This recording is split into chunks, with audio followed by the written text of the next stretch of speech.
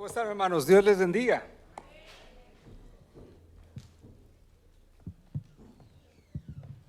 Bueno, pues nuevamente me uno a esta celebración tan hermosa del Día del Padre y le damos gracias a Dios por la vida de cada uno de los que estamos aquí presentes y que somos papás o abuelos.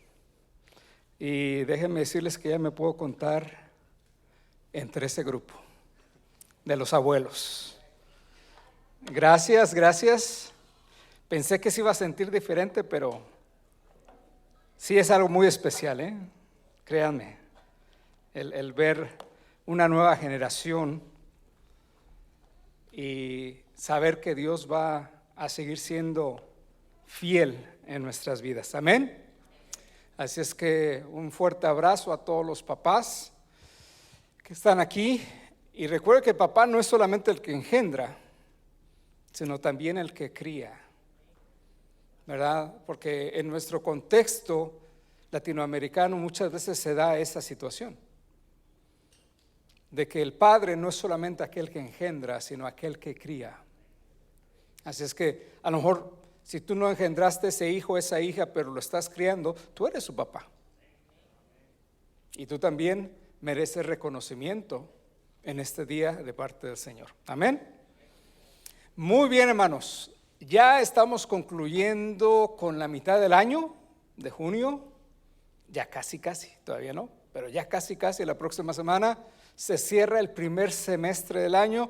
Y al cerrarse el primer semestre también estamos cerrando con el Evangelio según San Marcos. Así es que hoy va a ser el último día que vamos a estar enfocando nuestra atención en San Marcos, y posteriormente en julio estaremos iniciando con Lucas. Pero el día de hoy quiero invitarles a que vayan ustedes con su Biblia a San Marcos 14 y vamos a leer varios versículos de ahí, el versículo 12 y después del 22 al 24. Este día, hermanos, aunque no es Semana Santa, ¿verdad? Este es uno de los temas favoritos, predilectos de la Semana Santa, pero no es Semana Santa como tal, pero sabemos que en Cristo Jesús todas las semanas son santas, ¿no es cierto?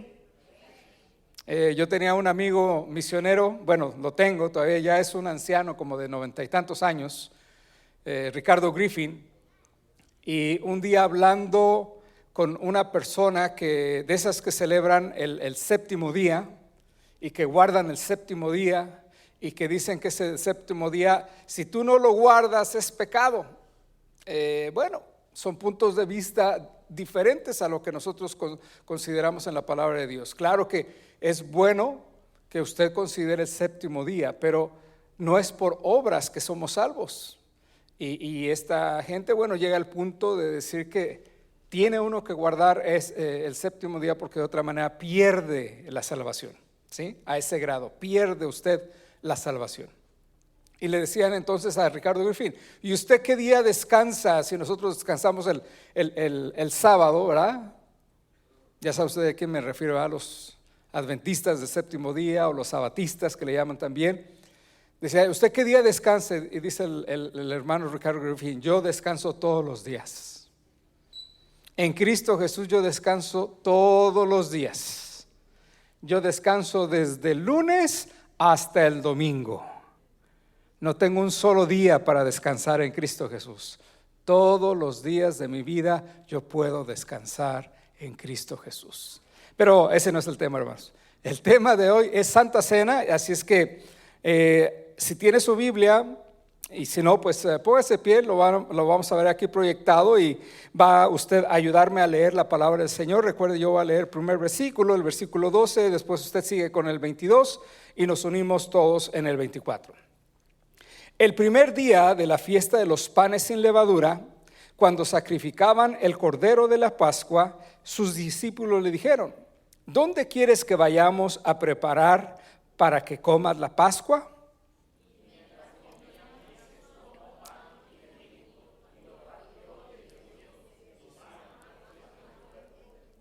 Amén.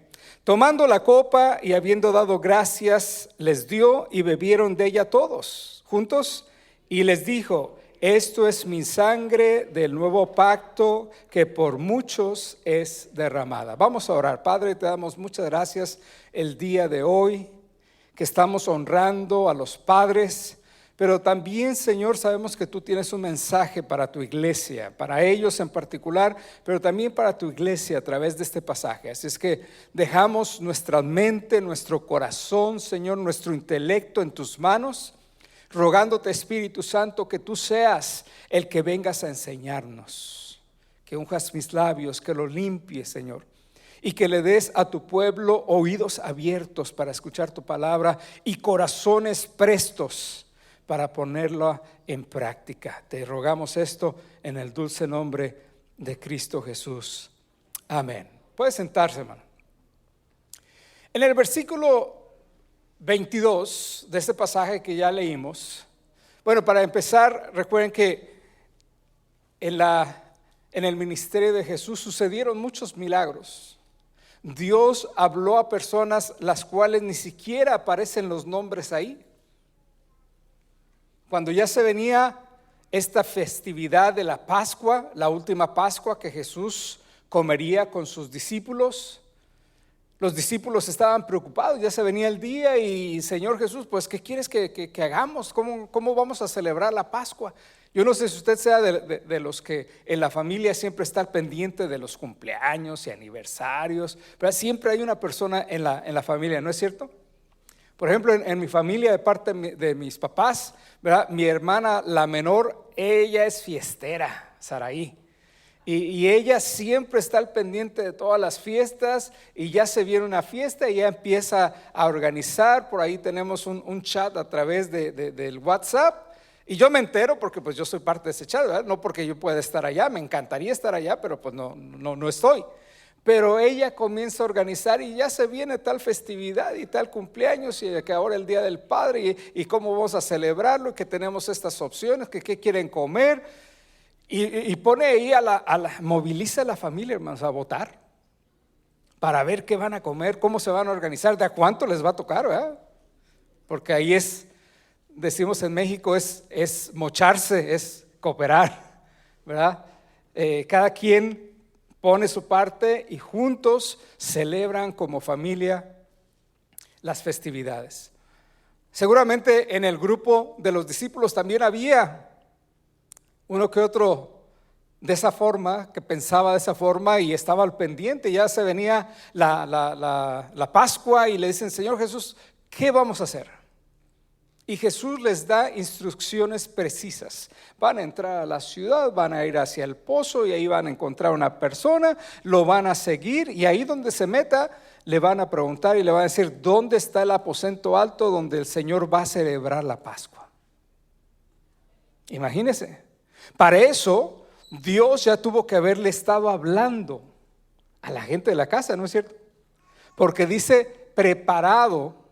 El aposento alto preparado. Oiga, no cualquiera tenía un aposento alto con una capacidad así de grande, ¿verdad? Las casas en Jerusalén eran pequeñas, las familias no, aunque eran numerosas, pues se acomodaban, ¿verdad? Pero tener un aposento alto significaba que la familia tenía una posición, ¿verdad?, lo suficientemente buena como para poder tener un lugar amplio. Y hermanos, sucede tal y como Jesús les dice, y preparan ahí la Pascua. Pero ¿qué tiene que ver eso con el día de hoy? Bueno, ustedes lo van a ver, poco a poquito vamos a ir descubriendo, porque, hermanos, quiero yo que en esta tarde, si pudiéramos por un momentito ir a la cultura del tiempo de Jesús, a la cultura judía, y ver lo que había en su mente cuando ellos celebraban la Pascua, todas las cosas que les recordaba. Y vamos a hablar principalmente de otras dos festividades, otras dos celebraciones, otros dos eventos que venían a la mente de cualquier judío cada vez que celebraban la Pascua. Para nosotros, hermanos, necesitamos considerar como creyentes también ¿qué es lo que está detrás de esta celebración que nosotros le llamamos la Santa Cena o la comunión o la mesa del Señor. Versículo 22, como les decía, dice: y mientras comían, Jesús tomó pan y bendijo y lo partió y les dio diciendo: tomad, esto es mi cuerpo. Está por demás, hermanos, decirles que esto debe de haber causado un revuelo, debe de haber causado una sorpresa, debe de haber causado comentarios y pensamientos en los apóstoles o en los discípulos en este caso. ¿Cómo que vamos a comer el cuerpo del Señor Jesús? Obviamente, hermanos, nosotros sabemos que se trata de simbolismo. Cuando nosotros celebramos la Santa Cena, la comunión, son símbolos, hermanos. No es que literalmente se convierta en el cuerpo y literalmente se convierta en la sangre, pero que son simbolismos. Simbolismos, hermanos, que van profundamente enraizados en nuestra perspectiva bíblica y en nuestra doctrina y nuestra teología. Dicho en otras palabras, en lo que usted tiene que creer, en lo que la Biblia nos dice que vamos a creer, porque es palabra de Dios. Para nosotros hoy en día quizá estamos tan acostumbrados, aun y cuando venimos quizá de una tradición, como en mi caso una tradición católica, estamos acostumbrados bueno, pues sí, el cuerpo, ¿verdad?, del Señor Jesús es el pan. Pero para ellos en esa primera ocasión, hermanos, seguramente los tomó por sorpresa y les hizo pensar en varias cosas. ¿Cómo que vamos a comer el cuerpo del Señor a través de este pan? Hermanos, si empezamos a ver lo que es en realidad la Pascua, dice en el capítulo 12 del libro de Éxodo. El libro de Éxodo, si usted recuerda, es parte del Pentateuco, de los 5 libros primeros de la Biblia escritos por Moisés, y este es el segundo de esos libros. Nos habla acerca de cuando Dios sacó al pueblo de Israel después de más de 400 años de esclavitud en Egipto. Y ahí en ese versículo 5 al 8 del capítulo 12, vamos a leer lo referente a lo que es esta celebración de la Pascua. No sin olvidar, hermanos, que esto está vinculado, esto es juntito, está pegadito, es parte de las 10 plagas con las cuales Dios liberó con poder y milagros al pueblo de Israel del yugo de los egipcios. Ya habían pasado 9 plagas y esta iba a ser la plaga más fuerte y más definitiva que iba a suceder. Pero recuerde que las plagas estaban siempre enviadas hacia el pueblo egipcio, no hacia el pueblo de Dios, no hacia los israelitas.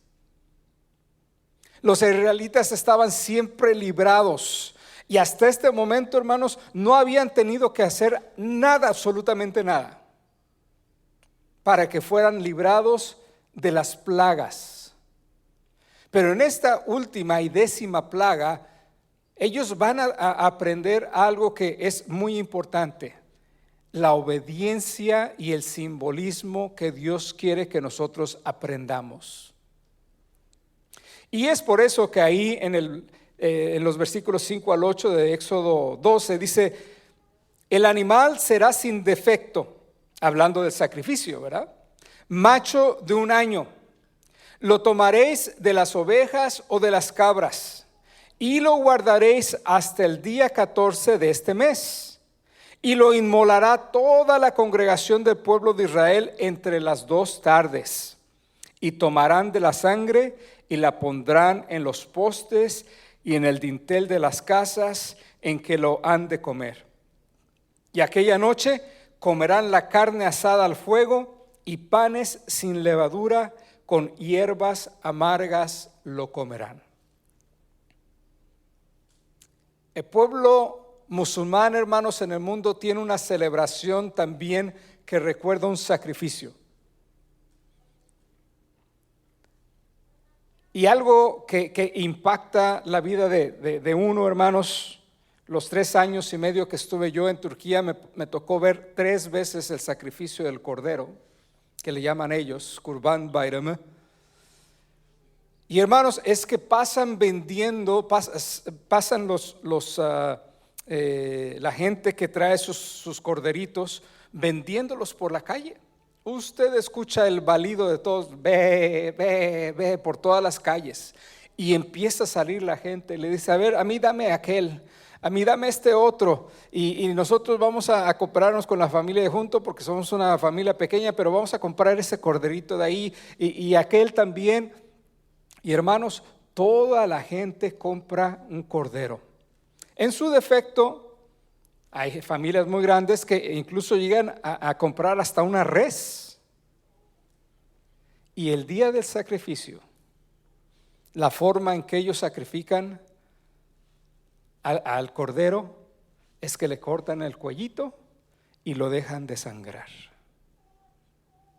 El musulmán en particular, el más anciano de la casa, toma con el dedo de esa sangre que está brotando del cuello del animalito y se lo pone en la frente y dice, nosotros somos la gente del pacto. Alá hizo un pacto con nosotros.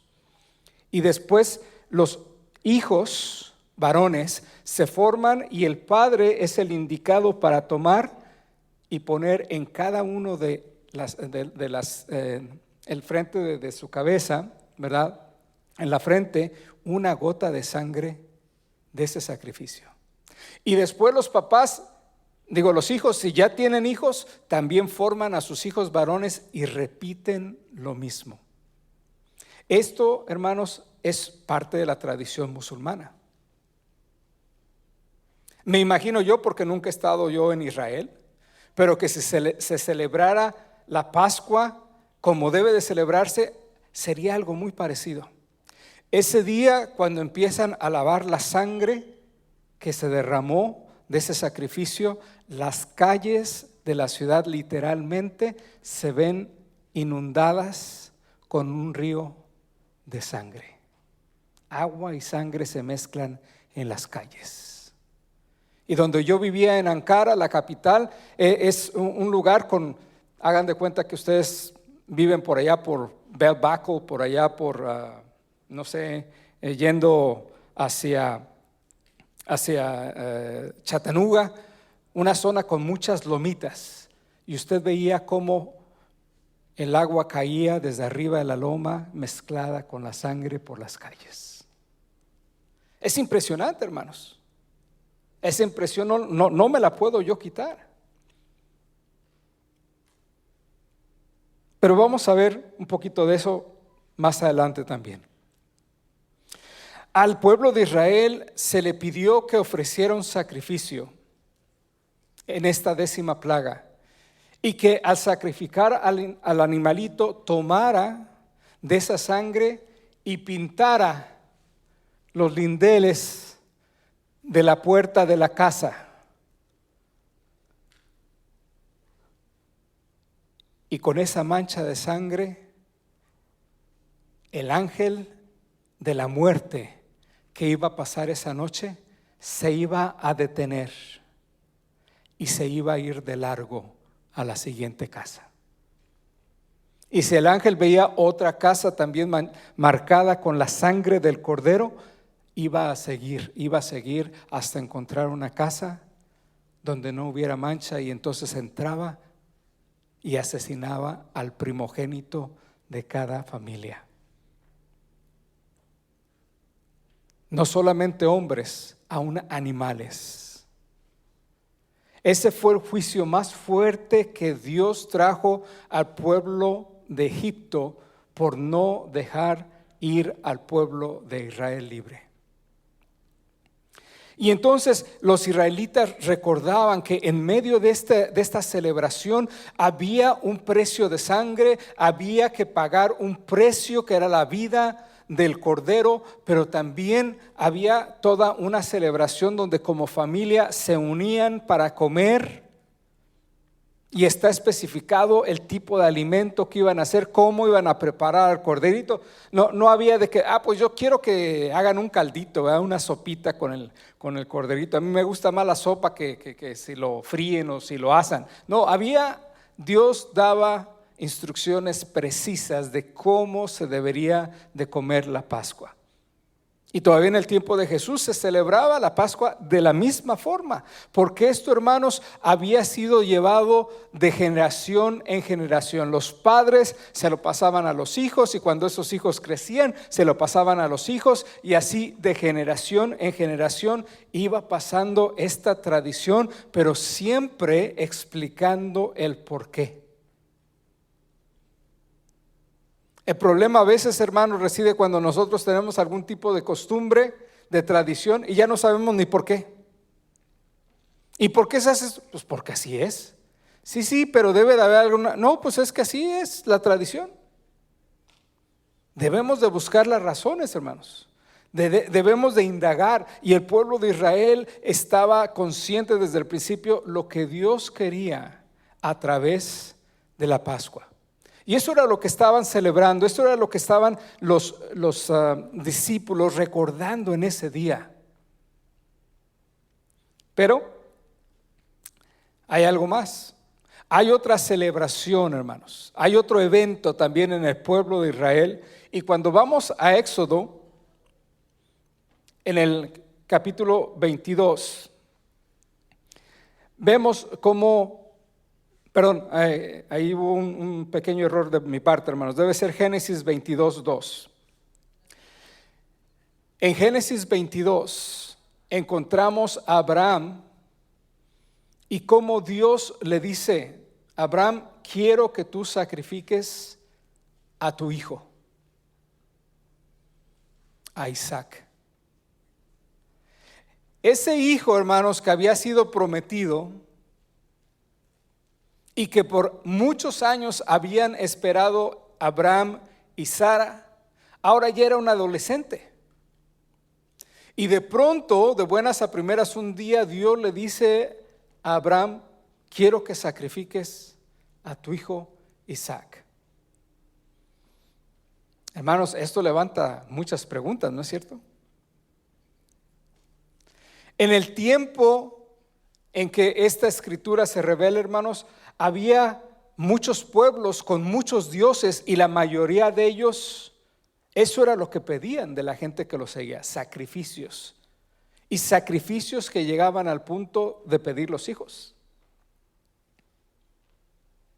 Como papá, quiero hablar a los padres. ¿Qué harías si de pronto Dios te dijera algo así? Vamos a ponernos en las sandalias de Abraham en esta tarde. Sería muy difícil, ¿no es cierto? ¿Que sacrifique qué, Señor?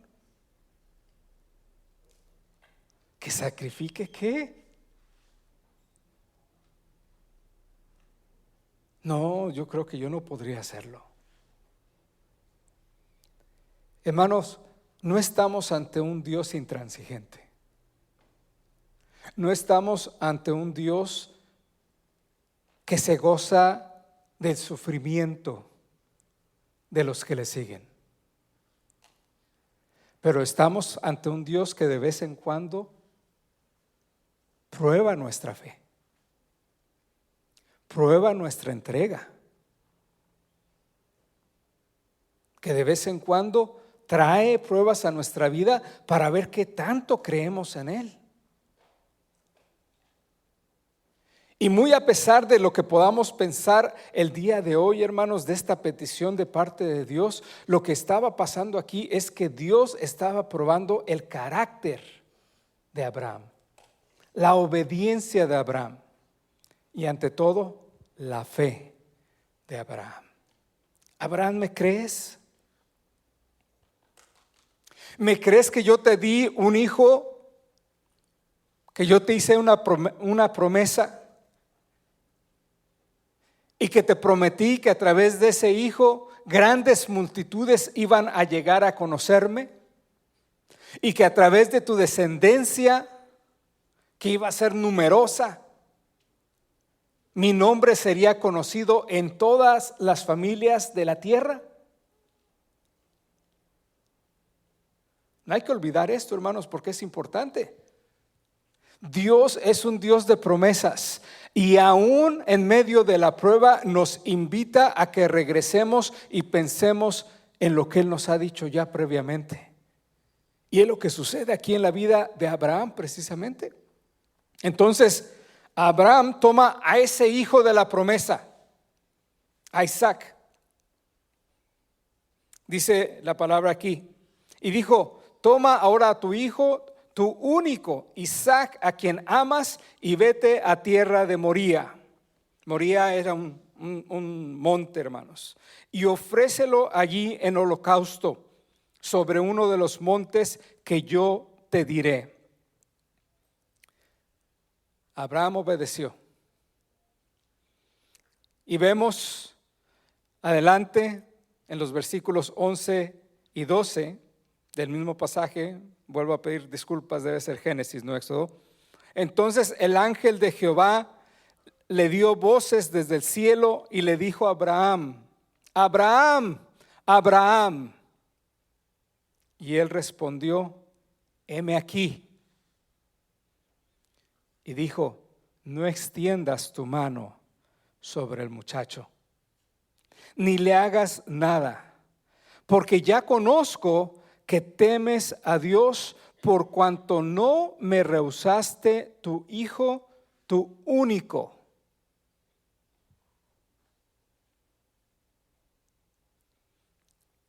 Es interesante, hermanos, cuando vemos lo que algunos comentaristas del mismo pueblo judío dicen acerca de esto. Y está registrado ahí en el libro a los hebreos, en la carta, a los hebreos, donde dice que por fe Abraham estuvo dispuesto a sacrificar a su hijo, y dice: pues sabía que Dios era capaz de librarlo, o Dios era capaz de regresarlo a la vida. ¿Se da cuenta hasta qué grado Abraham le creía a Dios? Hasta el grado de creer que Dios podría, incluso si llegaba a herir al muchacho, poder resucitarlo. Yo sé que como papá estás pensando muchas cosas, si fuera este tu caso. Yo he orado, lo he meditado antes de traerlo para ti, hermano, varón, padre de familia. Créeme que yo me he puesto también en las sandalias de Abraham. Pero conociendo el carácter de Dios, sabiendo que Dios a veces permite pruebas en nuestra vida, para que mi fe sea acrecentada, para que mi fe sea aumentada, y que esa fe, hermanos, produzca obediencia. Cuando leemos los siguientes versículos del 13 y 14, vamos a hablar acerca del amor de Dios a través de la gracia que Él manifiesta para con el hijo de Abraham. Porque dice la Escritura: entonces, cuando el ángel de Jehová habla con él, le dice, detente, no le hagas daño al muchacho, ya Dios vio tu obediencia. Y versículo 13 dice: entonces alzó Abraham sus ojos y miró, y he aquí a sus espaldas un carnero trabado en un zarzal por sus cuernos. Y fue Abraham y tomó el carnero y lo ofreció en holocausto en lugar de su hijo. ¿Se da cuenta? Dios estaba proveyendo un cordero para que el hijo de Abraham no muriera. Un cordero que iba a tomar el lugar del hijo de Abraham, que representaba en este momento, hermanos, a la humanidad. 14.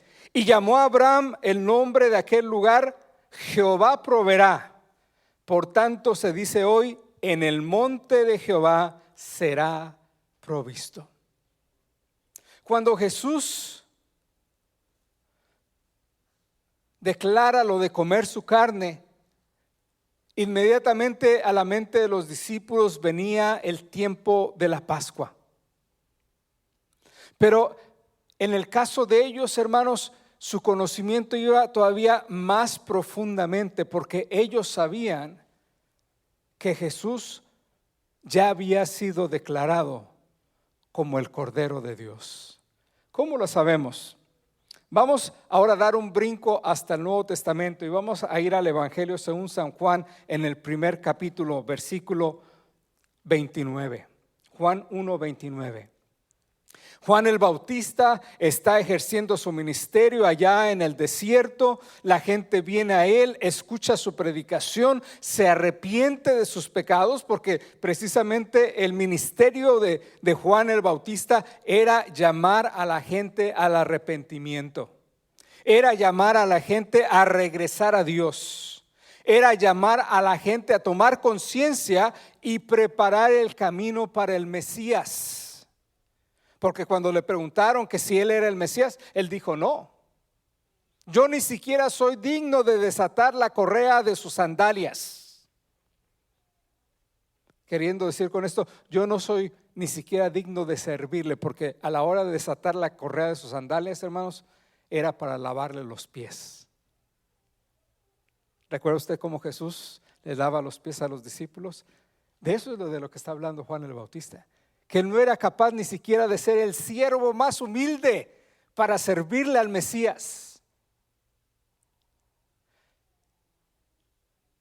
Pero dice la Escritura que Juan el Bautista bautizaba a la gente, y uno de esos días se presentó Jesús entre la multitud. De pronto los ojos de Juan el Bautista se fijaron en un personaje que estaba allá entre la multitud, y este personaje sale de entre la gente y empieza a avanzar. Con cada paso se va acercando más hacia el río y hacia Juan el Bautista. Y mientras Jesús está caminando hacia él, él hace esta declaración que leemos en el versículo 29. Dice: el siguiente día ve Juan a Jesús que venía a él y dice, ¿qué dijo, hermanos? Ayúdenme a leer todos juntos. He aquí el Cordero de Dios que quita el pecado del mundo. ¿Qué fue lo que proveyó Dios para que el hijo de Abraham no muriera? Un cordero. Un cordero que de manera milagrosa Dios había provisto. Dice la Escritura que tenía por ahí trabados los cuernitos en una zarza, y por lo tanto fue fácil para Abraham tomarlo. Hubo un ángel, el ángel de Jehová, que habló a Abraham y lo detuvo. Y Abraham pudo ver la gracia, el amor, la provisión de Dios a favor de su hijo. Lo que declara aquí Juan el Bautista, hermanos, es muy importante. He aquí el Cordero de Dios. ¿Qué viene a hacer el Cordero de Dios, hermanos? A quitar el pecado. ¿De quién? ¿Nada más el de usted? ¿El mío? Del mundo. O sea que el sacrificio de Jesús iba a ser un sacrificio efectivo, no nada más para el pueblo de Israel, no nada más para unas cuantas personas, no nada más para aquel tiempo, sino, hermanos, sigue vigente hasta el día de hoy. El sacrificio que Jesús hace en la cruz del Calvario, la sangre que Él derrama en esa cruz, todavía sigue siendo efectiva hasta el día de hoy, y lo será para siempre, hermanos. Porque Jesús no solamente ha salvado, sino que sigue salvando y seguirá salvando a más gente a través de ese sacrificio de su sangre derramada en la cruz.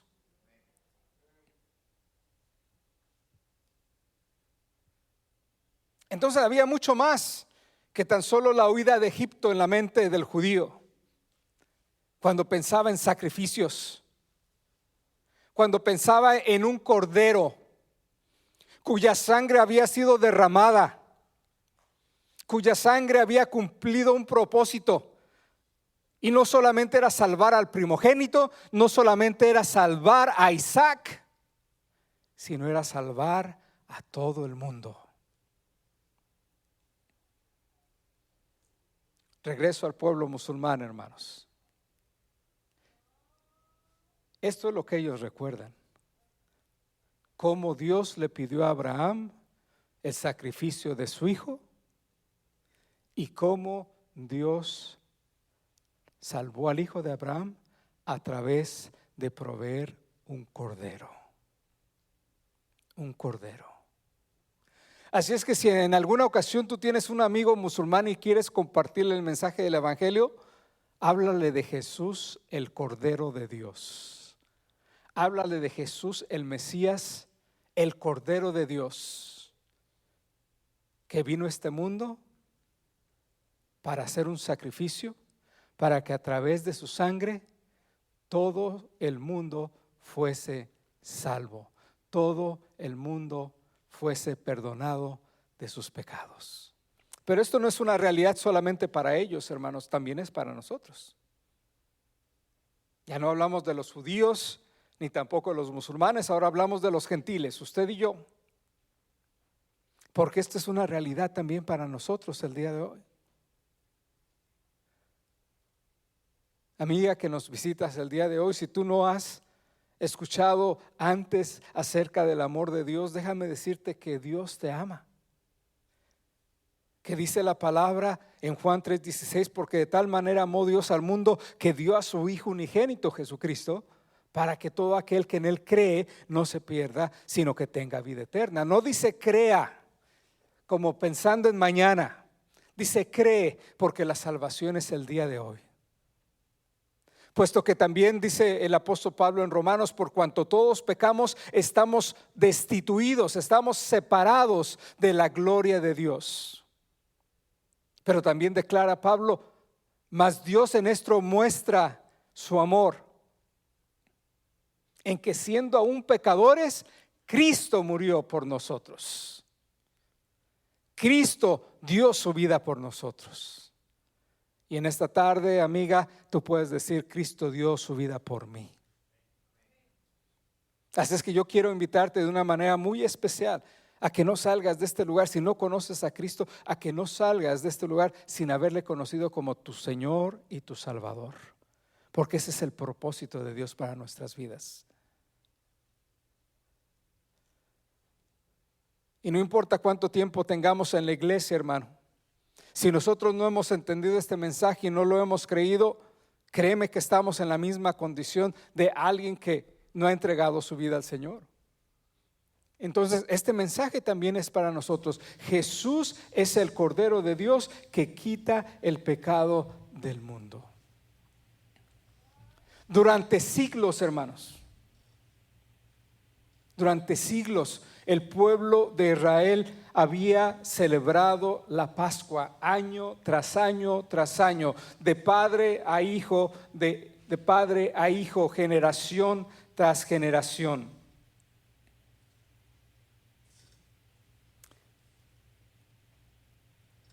Y concluyo con esto. Regresemos a los versículos que leíamos al principio. Marcos 14, los últimos dos versículos 23 y 24. Ya Jesús levantó el pan, dio gracias al Padre y lo repartió. Y en la mente de los discípulos estaba aquel sacrificio del cordero todavía en Egipto, la sangre cubriendo las puertas de las casas de los israelitas para evitar la muerte del primogénito. En sus mentes estaba también como Dios había provisto al cordero que había tomado el lugar del hijo de Abraham, de Isaac. Como Abraham le había creído por fe. cómo esa fe lo había llevado a la obediencia y había recibido esto como un don, como una gracia, un don que él no merecía.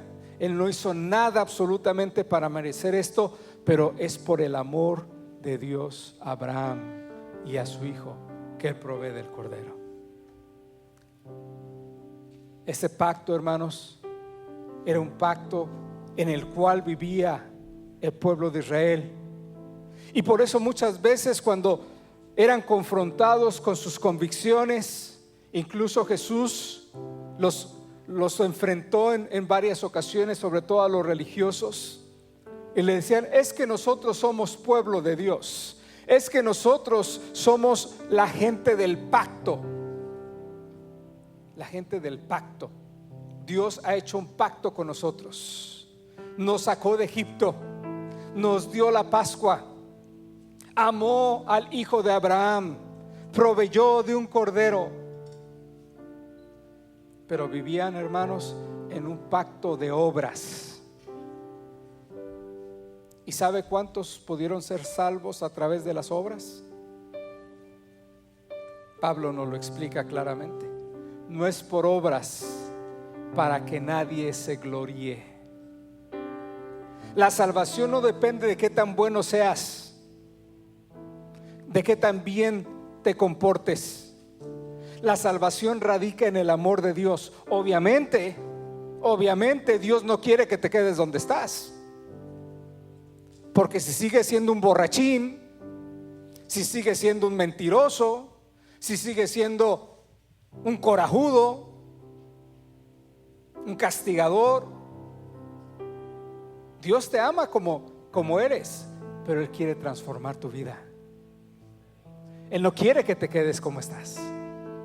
Y ese problema con esta generación de este posmodernismo, hermanos, en el mundo que vivimos. Ven, Dios es amor, Él acepta cualquier cosa. Sí, acepta cualquier cosa, pero te llama al arrepentimiento. Él no quiere que te quedes hundido en la podredumbre en la que estás viviendo. Él no quiere que te sigas arrastrando en medio del lodazal donde vives espiritualmente. Él quiere levantarte de ahí. Él extiende su mano y te quiere salvar. Porque sabes, a partir de ese día, y lo vamos a leer en un momento, Jesús establece un nuevo pacto. Y este es el pacto bajo el cual estamos el día de hoy. El pacto de la gracia, el pacto del don inmerecido, el pacto del perdón de pecados, de la transformación, de la santificación y de la vida eterna. Versículos 23 y 24 dice que Jesús, tomando la copa y habiendo dado gracias nuevamente, les dio y bebieron de ella todos. Y les dijo: esta es mi sangre del nuevo pacto, que por muchos es derramada. Esta es mi sangre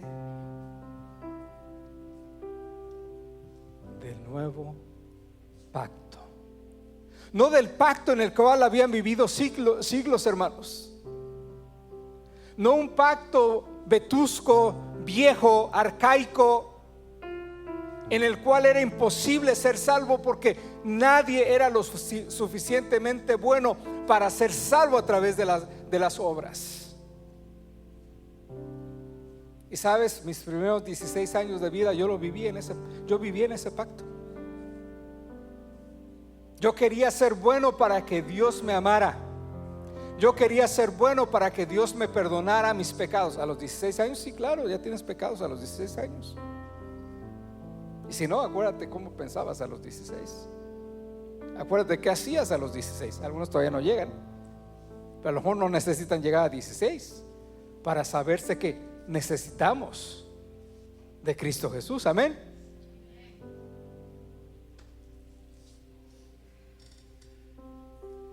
La sangre de un nuevo pacto. Papás, Dios quiere que tú vivas en ese nuevo pacto.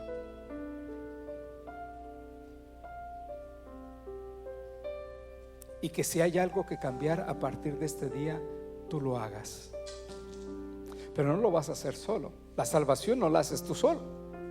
Nosotros no podemos.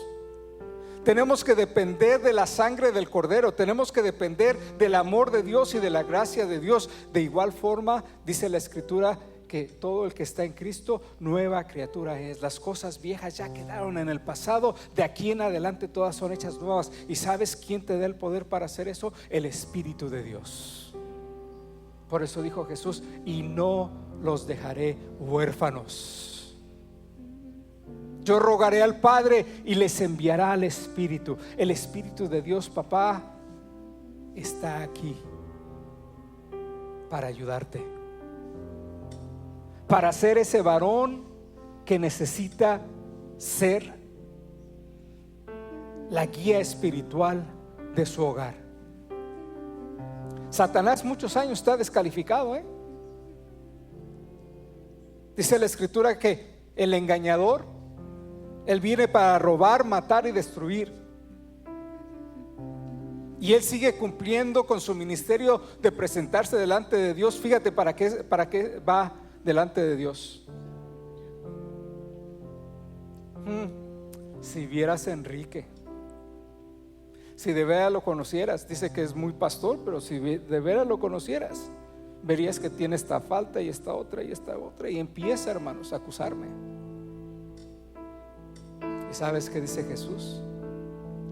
Sí, así es. Él me conoce. No hay nada que yo pueda hacer que se quede oculto de Él. Pero ¿sabes qué dice también?